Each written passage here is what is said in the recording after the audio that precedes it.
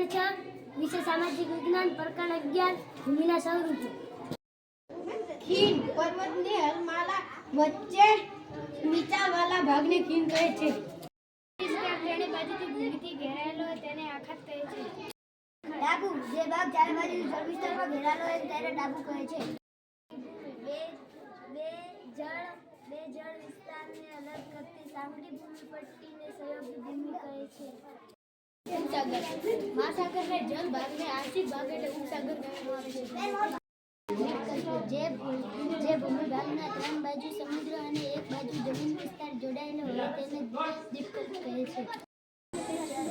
જળ વિસ્તારને જોડતી સાંકડી જળપટ્ટીને સમુદ્ર ભૂમિ કહે છે।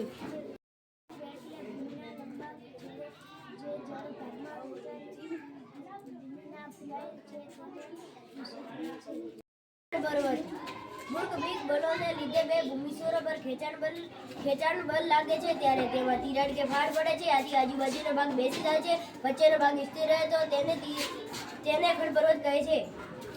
પર્વત જ્વાળામુખી ફાટતા તેમાંથી લાલ ભૂરો પદાર્થ બહાર ફેંકાતા શંકુ આકારમાં તે જમા થતા જ્વાળામુખી પર્વત બને છે।